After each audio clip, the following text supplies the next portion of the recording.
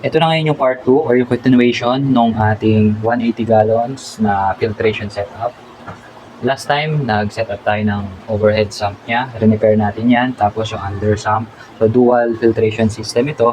Ngayon naman, explain ko kung paano pumili or mag-sizing ng submersible pump na ilalagay natin dito. Okay? So, meron ako ngayon ditong Civilion.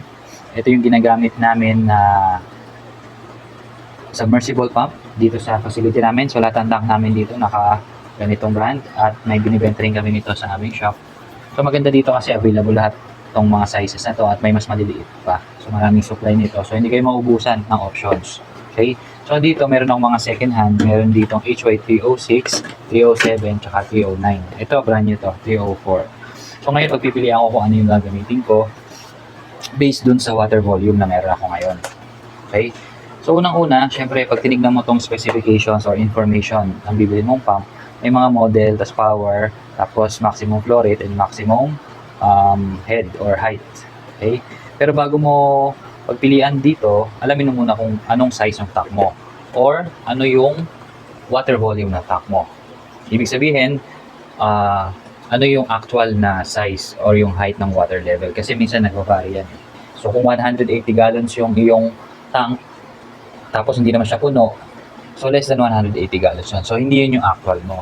Tapos, meron ka pa syempre under sump, tapos may overhead ka pa na sump minsan. So, i-consider mo yun. Ngayon, dito sa case ko, na-compute ko na tong total water volume nito. Ang estimate ko dito, based sa computation ko, lumalabas na kasama yung overhead sump tsaka under sump, tapos plus itong tank na to, lumalabas siya ng 180 gallons. Yan. So, ito yung total volume. Pero, syempre, yung pagbabasihan kasi natin naka-English or naka-liters per hour ang kanyang unit. So, kailangan natin itong i-convert pa ng liters. So, yung 180 gallons, sa isang gallon, meron, ilan yan? Parang 3.785 ata. Liters. So, multiply natin yan. So, makukuha natin dyan is 681 liters. Kasi meron tayong 681 liters na laman ng tubig ng sump at ng tank natin. Okay? So ngayon nakuha na natin to para malaman natin yung flow rate para dito. Alamin natin yung tinatawag na turnaround rate. Alamin natin yon. So yung tinatawag na turn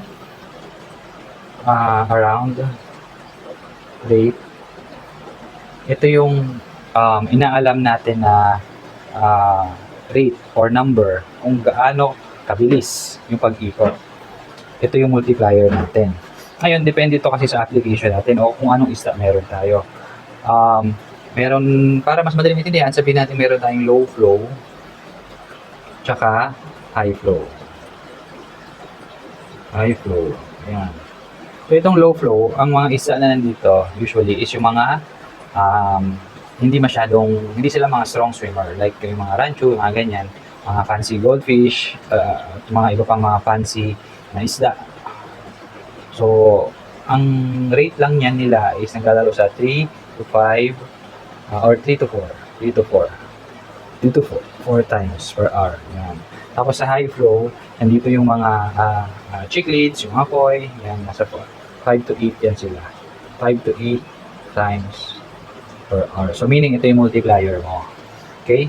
Para malaman mo yung flow rate. Ngayon, di ba meron tayong 681 liters. Yung multiply mo yan dito, depende sa iyong turnaround rate. So, ang napili natin is, syempre low flow lang tayo for grooming and for rancho goldfish para hindi sila ma-damage yung langoy. So, mag-low flow lang tayo. Pero effective pa rin. So, times 3 yan. Para makuha natin yung liters per hour. So, 681 times 3 equals 2,043. 2,043. Nandiyan na yung liter per hour natin. Ayun na yung Qmax or yung maximum flow rate. So, kung babasihan natin to 2,043 maximum. So, nandito tayo sa HY305. Ayan. Kita nyo ba? Nandito tayo sa bracket na to. So, 305. Okay? So, yun yung na-identify natin. Kailangan natin. Pero, syempre, ito kasi, dapat yung matandaan or kailangan nyo i-consider na itong mga information na to, yung specs dito, is hindi yan accurate. So, magbibigay lang tayo dyan ng parang factor of safety. Kumbaga, may allowance. Kasi may mga losses yan. Kasi sa pag-compute ng total height nito, so per meter niyan, alam ko may losses yan eh. May percentage. So para mas madali, lagyan na lang natin siya ng 30%. 30% na loss. Okay? So yung 30% na yan, i-apply na natin dito yan. So mag-additional na lang tayo ng 30% na factor of safety. Okay? So additional 30%. So lumalabas dito is 2,656 liter per hour. So ito na yung net natin na flow rate. Okay? So ngayon, balik tayo dito sa information. So hindi na tayo pwede sa 305 kasi nasa 2.5 lang yung maximum flow rate niya. So dito na ngayon tayo sa sunod. HY306, 16 watts, 3,000 liter per hour yung flow rate niya. So safe na safe yan kasi meron pa tayong allowance. Tapos yung maximum height niya is 2.8. Actually kaya naman niya kahit ng 304 kasi ang total height nito, yung iaakyat from bottom hanggang dun sa top ng overhead, nasa 1.6 meters lang yan. So pasok na pasok tayo dito sa 2.8 meters. So okay, so bali ito ang gagawin natin, HY306. So ganun lang mag-compute ng specs or flow rate ng para sa mga tanks natin.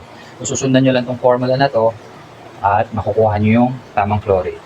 Okay? Pero ito, para to sa mga rancho, hindi to applicable para sa mga arwana, sa mga chickleads na kailangan nila ng matataas na flow rate. Okay? Tsaka siyempre, titingnan nyo rin kung kakayanin yung flow rate ng sump nyo kasi baka mag-overflow lang.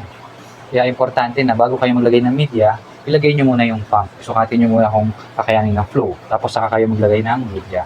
Okay? So sa susunod na video, yung mga media naman lalagay natin, papaganahin lang natin to, papakita ko sa inyo yung pag-flow nito. Okay? So yun lang, kung may katanong kayo, message nyo lang. And kung may mga additional pa kayong tanong, i-comment nyo lang sa video na to at sasagutin natin yan. Okay? So maraming salamat and happy fish keeping.